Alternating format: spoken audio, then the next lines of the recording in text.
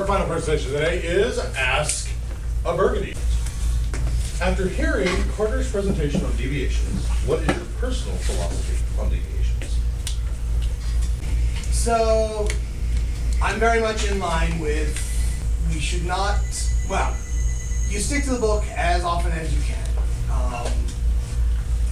I probably deviate a little bit more than I should. As a Burgundy, I do occasionally take the line of, I get called to a situation where the floor judge has done the by the book fix, and there is an appeal because one or both players feel there is a more elegant fix, a more obvious fix. And one of the things that I struggle with, honestly, is making sure that, first, that the players at the table know that the floor judge has made the correct ruling. You know, that's one of the things that I always like to make sure that we know front and foremost, by the book, this is the correct ruling. But then sometimes I slip into, but then there's me. And I'm, you know, part of the fun of being in Burgundy, or part of why they have me in the Burgundy, is because I can occasionally come to a more elegant solution. And unfortunately, I'm struggling to come up with one off the top of my head, but every so often a situation presents itself where, by going slightly off book, you can return the game state in this one particular instance to closer to what the natural progression of the game would have been. And I've been struggling, trying to not jump to that boat too often, but in situations, especially every so often, you'll get called on an appeal where the ruling is going in favor of the player who is appealing. And in those particular situations where a player is winning, quote unquote, this ruling, getting the ruling in their favor, and still saying, wait, this doesn't seem right. Those are ones where I struggle and sometimes will deviate just a bit. Excellent. What is your biggest pet peeve with floor judges? The thing that bothers you the most that floor judges do? Maybe when you want to establish a procedure, you want to be very clear. Like, let's say before an event, you say, okay, let's do this. In order to avoid any big issues, when we are going to do a backup, let's double check with the others. And everybody's on the same page. We posted this in the forum, we discussed this during the initial briefing, and then, round 4, a player comes to me complaining, oh, this happened. We're saying, backup from this trigger. So, and then I find out this judge decided not to double check. Some of the things, like, we try to create these things to make sure we avoid these issues, and when it's so easy to just double check, okay, someone might come up and say, oh, I couldn't find the referee for 10 minutes, so I just decided to do this. But usually, maybe someone is, I don't know, afraid, ashamed of having to double check with someone else. Like, it's something that's very easy to do and could save a lot of trouble. Perfect. Ooh, I'm going to jump in on this one, Please. because every so often when we're at events, and you know, there are those couple of minutes where I'm not handling an appeal or an investigation, and a judge will come up and ask me a hypothetical, and we'll get to talking about it and just kind of rambling on about the situation. And after a few minutes, they go, oh, okay, can we go to the table? The not letting me know that a call is live and that we're on appeal while we're doing things. There, do you have anything? Yeah, sure. Oh, yeah. I would say lack of policy. Sure. Kind of to follow up on Alejandro's point. I've had floor judges come up to me, wanting to back off from his trigger or issue a game loss to a player who discovered they had presented 59 card deck, he turned into the game. And this isn't always damaging if they have actually checked with the judge, but we still want a certain level of policy knowledge among floor judges, and I'm always disappointed to find that it's not there. We see it a lot with the larger scale events. I've been seeing this more often, that they are, the head judges are linking make sure you're updated on policy, and here are known issues that have come up with the newest set, things like that. So reading into those forums, making sure that you are coming into the event doing what the head judge wants you to do is relatively important. Part of that is making sure that you are up to date on your policy, reading the documents, the night before, 2 nights before, making sure that you are on point, ready to go. I can absolutely understand that. What has been your biggest botched call as Burgundy? So there was a call at Grand Prix Portland in 2016, which is the first time I was Burgundy. And it seemed to be a pretty straightforward case of two players just flatly contradicting each other about what had happened in the game. And I thought that one of the players was lying, but I didn't know who. And I spent far too long questioning them and questioning the spectators, far too long, before ultimately coming to the decision that the most likely explanation was just that one of them was mistaken. And although the outcome was, I think, more or less correct, I took far too long. Yes. Either of you want to chime in? A lot of the ones that kind of stick with you are your investigations. You always have those lingering questions of, should I have taken action? Should I have not taken action? What did they know? What didn't they know? And for me, I think Grand Prix Toronto a couple years ago, I was in Burgundy. I was the only Burgundy at the show. And so I was very rushed. There was a lot going on. Christiana Dionysio was supposed to be with me. She was actually supposed to be the head judge, but there were issues with her flight, and so I ended up taking everything. And there was a limited event. We had a situation where a player had gone through and had a significant difference between their list and their deck they were playing, and I spent a while talking to them and ultimately could not come to an explanation as to why this would have been a thing other than they must have added cards, and let them know that I was disqualifying them from the event. Their response upon this knowledge and in the weeks of correspondence afterwards still has me questioning whether I made the correct call. It's one of those, I was CJ Crooks in this particular situation, and the situation presented looked very much like they were cheating, but their response afterwards still leaves me with questions. I think the reason for this particular question being posted is that everyone, doesn't matter who your level or what your level is, mistakes are going to happen, and some of them are going to stick with you a bit. How you move forward from those mistakes is really what's going to define you as a judge. Mistakes happen, you learn more from your mistakes than you do from your successes, right?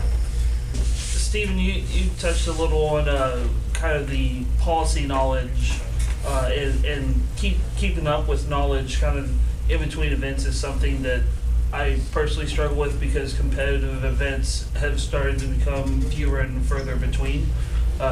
So going from like every 2 weeks or 2 or 3 a month to 2 or 3 a year. What do you think would be the best resources that we can stay up to that, or is there potentially a gap in resources as far as reaffirming knowledge, like maybe through practice tests or whatnot, that we can stay sharp for those competitive calls that we don't regularly take? So there are policy practice exams on Raggio. You can, I believe, create for yourself and take yourself. Those are usually pretty short, like 5 to 6 questions, which shouldn't take a lot of time. There are Facebook discussion groups for judges who are trying to improve their knowledge.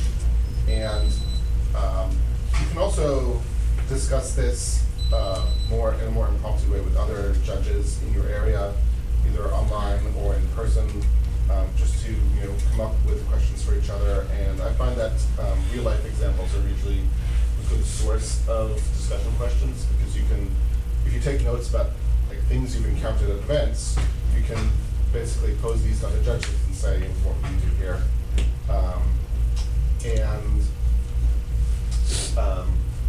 Policy practice, quizzes, discussion groups. What I would say is it's about keeping updated with the changes we have in the documents. Every time there's a new set, there are new things in the documents. So a few years ago, one could go to a document, find the index, go back, keep track of the changes. That would be, in the more recent years, that is not enough. Because if you just read, okay, 2.3, this has changed. Now it's this. You go back to 2.3 in the APG, and I don't understand what has changed. So if we go to the Magic Judges site, we have the blog written by Toby, the Policy Perspectives blog, in which you have a better description of the changes, so that the changes listed there, and an explanation on why that has changed. To that, what you can add is, okay, so now you know what the change has been, but maybe you're not sure if you understand it or not. So there's a project called is it AIPG, annotated IPG? Yeah. So you can go to that 3.8 in the IPG now with examples. So you can complement like Toby's article with those examples. And then I would suggest, as Steven said, then you can take policy practice. I would in general recommend rereading the IPG and the MTR periodically, even parts that haven't changed, because a lot of the more complicated areas of policy, like mistriggers and Decklist problem and Kin Carter, it can take some time to absorb. And the more you reread it, I think the more likely you are to notice details you might not have absorbed before, and help you remember better, so that when something comes up at an event, you'll know what to do. All right, on to our next question. It's going to come from you. There, being Burgundy, as you guys have been team leads, you've been in the circus for a while, you've seen what happens with, like we went over the thing with the, like staff construction and everything like that. So for any of the judges, whether they're here or not, that don't get to GP or do opens as often, but want to proceed further on as far as leadership development or anything like that to program, what would be your best piece of advice to be able to give to any one person or anybody in general to be able to progress there if you can't apply them at large events as often as some of the people? Well, I would say start by talking to your RC, because they're in the best position to know as far as what sorts of local opportunities, and I don't mean just opportunities for judging events, but opportunities as far as community judge groups or online forums or anything else that might give you a chance to improve yourself as a judge or find leadership positions. But the RC just knows the region better than anyone else, really. More broadly, if you want to sort of look beyond your region, you can. I would suggest talking to other judges that you see in leadership positions, or that you know have sorts of knowledge or responsibilities that you're looking for, and say, what did you do to get to this position, and they can hopefully offer some suggestions for you. Narrow, specific goals. If you're not getting many opportunities, having a fairly precise thing that you want to achieve when you go to those, it makes it a much easier thing to leadership is very nebulous, you know, but if you specifically want to target something that you can fairly easily, you know, communicate and then, you know, set yourself a precise goal, set yourself a, you know, something that you can check off whether you did or not.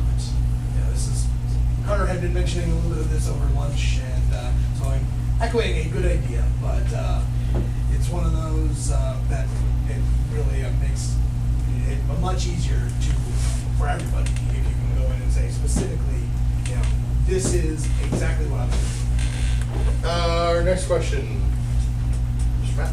For any of you, what's your go-to meal to get you through the day when you're in Burgundy? The go-to Meal. meal. Yeah. The go-to Any meal. different than when you're on the floor? Often it's a matter of convenience.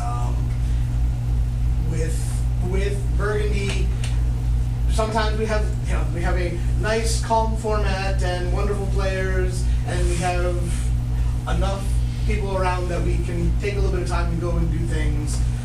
Often it's the TO will bring in something for us, so it's whatever happens to be on Uber Eats or whatever that looks decent. So I've had a good number of burritos recently.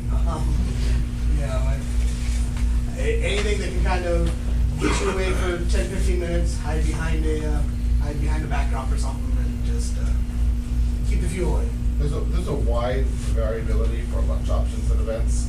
Like some events, you'll have a food truck inside the convention center and restaurants right outside, and other events will be a 10-minute walk to get to anything remotely edible. So your options are not always very broad, and sometimes you just kind of have to make do with what you can do in a short amount of time. I think a really good breakfast is helpful because it's a good start to the day, and then if your lunch ends up being a little later or sparser, then at least you have started the day with energy and nutrition. I would say the location is important. As the same goes for when I'm floor chatting or team leading. If I have to spend my 1 hour break, 15 minutes walking, getting there, waiting in line or getting something, then waiting, then 15 minutes back, it's like it was not really a break. On top of that, if you're in Burgundy, maybe you feel like you have a responsibility because the tournament could be very busy, lots of appeals, so you try to get food faster and you look for a nearby option.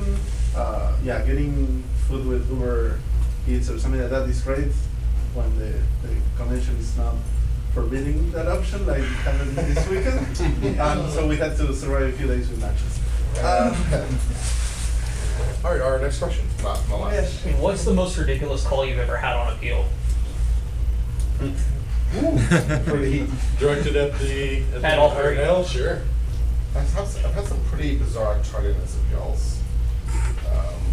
Although some players just don't like game losses and they'll just appeal because they can.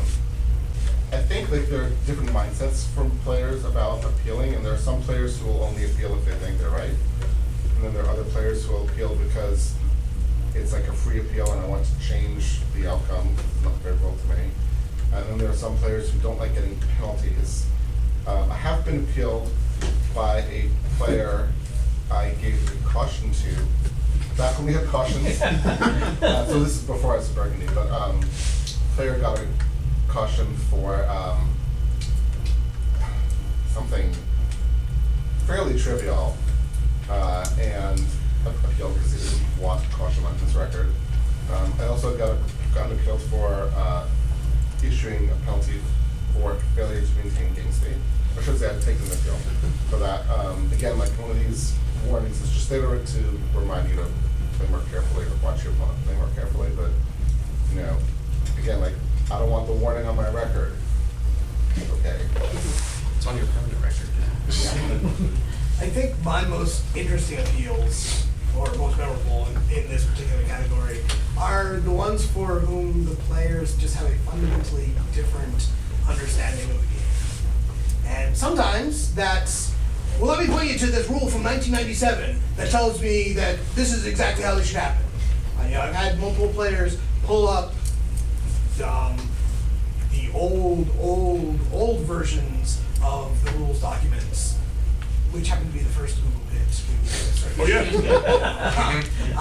Yeah, and so we have those, and then every so often you'll get an appeal based on somebody who has a local rule that they've always played by, but that nowhere attached to the game that we actually all love and play. But for their group, it's a central tenet, and so when they find out that that's not part of it, it just completely is incomprehensible to them.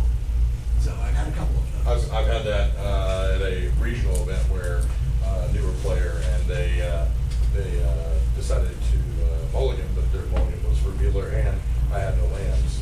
Therefore, I'm going to go back to 7. That's how it used to work. Judge, Back to appeal, almost. Really? 95. Yeah. Yeah. That's not how that works in any sort of way. You have one? Yeah, briefly I have two. You just reminded me of one. I had a player who went just like any of the Gideons that activated and transformed into a creature, and I'm like, cast Gideon, creature, attack. I'm like, what is this? The player was trying to argue that works and has been working like that since, wait for it, Chandler. That was a game from 1995. Planeswalkers did not exist. The player was totally crazy. And the reaction was a piece of work after that. But more recently, one I would say that it's ridiculous to appeal. Last year, a very famous pro player received a warning for marked sleeves. So the silver mark, no cheating, no upgrade. So they were clearly marked. Anyone could tell. It's like, no. I consider this warning highly inappropriate because I'm sponsored by the manufacturer of these sleeves and I have to play with these sleeves. Okay? You're still getting one. No, this cannot be. It's like, it's one of those cases. It's just absolutely. That's a good one. All right, next question. Mr. Green. Are there any certain deficiencies that you may notice in a lot of floor judges that you think we could improve as on the whole that we could work to improve? Deficiencies with floor judges? Well, Things I mean, you'd like- to improve? Yeah, go ahead. I mean, So like I policy. alluded to before, studying policy, mistrigger and decklist problem and grammar violations and in card errors, I think those are 4 areas of the rules that judges get wrong the most. Like knowing those really well, I think would be a big step up, big improvement. I'm going to come at it from a different angle. More knowledge, always good. But on average, judges, the amount of knowledge that they have about policy, about rules knowledge, all of this, significantly higher than the average player. I would love it if judges embrace that. When they're at the table, they're the expert. They are the ones making the ruling. I would love to see more confidence at the table. That's also part of why we have the appeal process is be there, make your ruling, be confident about it. If you need to check with somebody before you make a confident ruling, great. Go there, make a good ruling, and worst case scenario, one of us comes in and we help to get it to where it needs to be. I would say, maybe this is something that's fixed with experience, but being afraid of, let's say, screwing up. So that prevents you from double checking rulings in case in which you must double check because we said let's double check. In cases you're not sure, okay, I'll just give a ruling because if I go double check, I will look like for the players or for other judges, like I don't know the answer. Maybe I start arguing with a player because I don't want to take an appeal to the head judge, or maybe I think there's an investigation needed and I don't want to bother the important judges with that. No, I mean, in any of those cases, if you need help, if you need to double check, if you have a pressing issue, go to other judges who will be there to help you. It's not an issue. I mean, even if you go to, please, can I double check this ruling with you? Because now I'm at a blank, I don't remember the answer for this question. So you can check with another judge before this player. To players, you'd say, just give me that I'm going to corroborate my ruling with another judge. Go, take it. I'd like to add one other thing.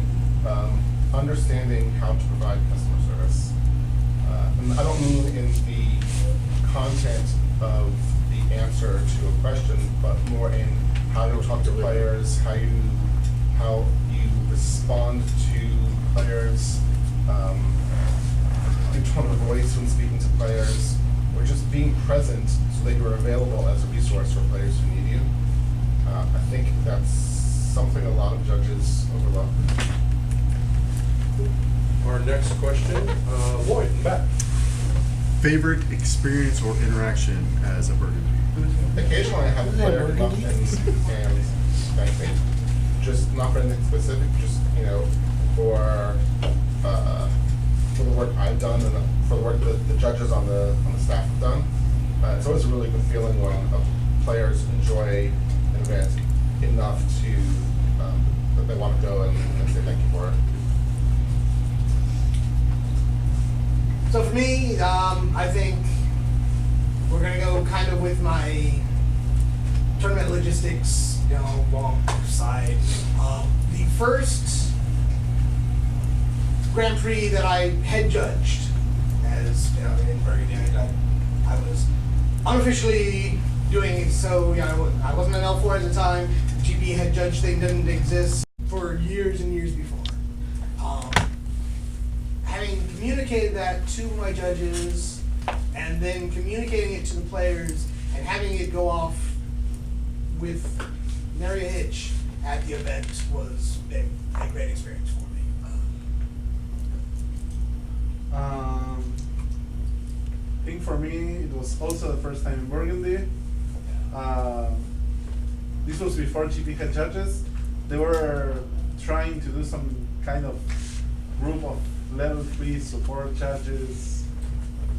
But then I was Burgundy only on Sunday. And I think on Saturday I was EXO. But on Sunday I had a very difficult situation at the table.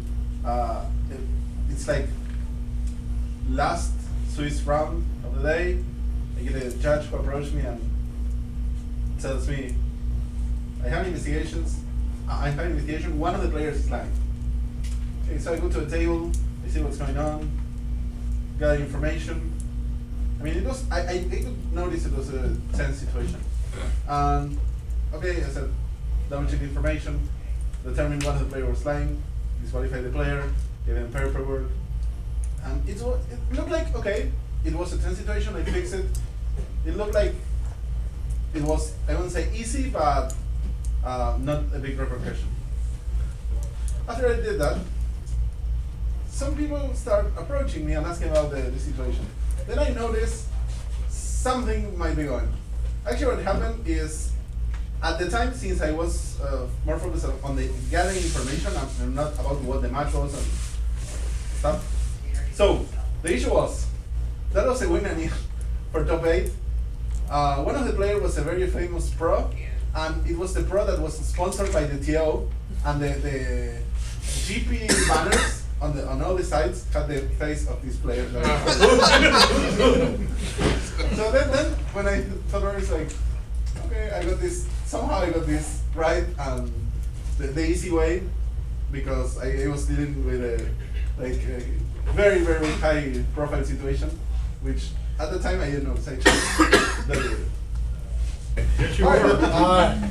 Jim. I read a bunch of tournament reports at Sherman, Arpon, and deal with these things. The most common one that drives me crazy, and I hear from different things, is the guy that's head judging his first event and he sits behind the table because he wants to maintain the appeal process. How often do you guys make the first call on the floor in Burgundy? Does it happen from time to time, frequently? Yes. Oh, absolutely. That's one of the things we keep track of as Burgundies. I think of the events I've done, my highest was 15 in one day. Yeah, I was gonna say on average I'd say probably just getting into double digits, so probably 5 out of 10 calls. Now, GP Vegas last year, there was one round where I took 12 calls in a round. Yep. I remember one of my cues I deal with this out here. I want to say it was Toby at GP Oklahoma City a couple years back. And it was a matter of, he was returning from appeal and the call goes up right in front of me, so I was 2 tables away and he was still like able to beat me to it. And that's what it is. It's more from convenience, I think, than during break times. I wouldn't necessarily say convenience. Some of it is staffing levels, like if there's we have a lot of judges on break, Yeah. it's more helpful to be on the floor as a Burgundy because you want Yeah. players to get their calls answered quickly. Right. And ultimately, I think it is about providing service to players by answering the calls as quickly as possible. Yeah. The appeal process is not a guarantee that you're going to be able to get your ruling heard twice. Yeah. The appeal process is a guarantee that you'll be able to have your call handled by the highest level of judge. Most experienced players The most are judges. experienced judge. Yep. If it happens to go to one of us immediately, well, you got your end result right up front. I don't, I'd just like to add, if I'm the closest to the call and there's no judge, I just go there and take the call. If I notice I am at the same distance as another judge and the other judge is going that way, I let the other judge answer go because I could watch, and also at the same time, I'm not busy if at the same time there's an appeal coming. Because I will be definitely for that appeal. All right, our next question is from Allison. So, with how diverse Magic is, obviously language is sometimes a barrier. Has there ever been a call where you've taken that you didn't speak the language or there wasn't a translator and you still had to overcome giving this ruling to this player without speaking their language to be able to communicate with them often? Happens quite frequently. Truthfully, for a long time, Wizards was scheduling a Grand Prix leading into a Pro Tour, or a Pro Tour that preceded a Grand Prix. So you'd have pro players from around the world come on to these Grand Prix events. And while one of the things that they specifically staff for at the Pro Tour is languages, they always try to make sure that we have Japanese, that they have a Chinese speaker, ideally they have Korean, that they have the long list. Grand Prix, we don't quite have that luxury. And so there have definitely been some calls where I haven't quite defaulted to pointing and grunting, but, not having done Burgundy in Japan, back when I was a floor judge in Japan, I was honestly surprised at how effective you can actually be at making a ruling with essentially pointing and grunting. Things like tapping and positioning. Magic is a language unto itself, and yes, some clarifications, some fine points definitely are helped by words, but you can get pretty far without them for many calls. All right, we're gonna move to the next question. It's gonna come from Tim. So, what factors guided your decision to make the jump to Burgundy? I like running events.